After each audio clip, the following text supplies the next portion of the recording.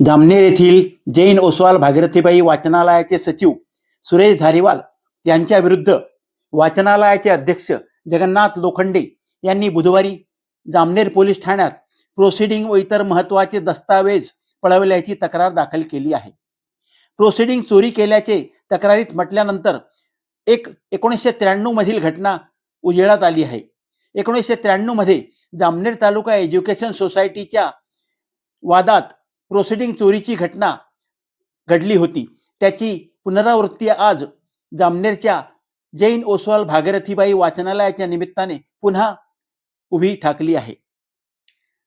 शिक्षण संस्था असो, वाचनालय असो, याला सरस्वतीचे मंदिर म्हटले जाते. मात्र गेल्या काही वर्षांपासून या सरस्वतीच्या मंदिरात लक्ष्मीचा वावर वाढल्याने काय गैरप्रकार होतात हे कोणाला सांगण्याची वेगळी गरज नाही.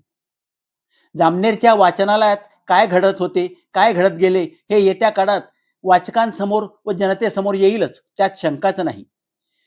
वाचनालयाचे अध्यक्ष जगन्नाथ लोखंडे व उपाध्यक्ष पारस ललवाणी यांच्या विरोधात अविश्वास प्रस्ताव दाखल केल्याचे सचिवांचे म्हणणे आहे आणि त्यानुसार येत्या 27 डिसेंबरला या अविश्वास प्रस्तावावर चर्चा करण्यासाठी विशेष सर्वसाधारण सभेचे आयोजन करण्यात आले आहे.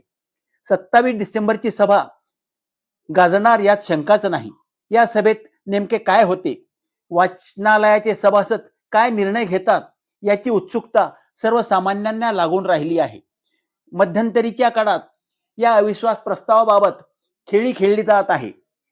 दोन्ही गट सभासद आपल्या बाजूने कसे उभे राहतील याचा प्रयत्न करीत आहेत. काय होणार, 27 डिसेंबरच्या सभेत काय होणार हे पाहणे रंजक ठरणार आहे.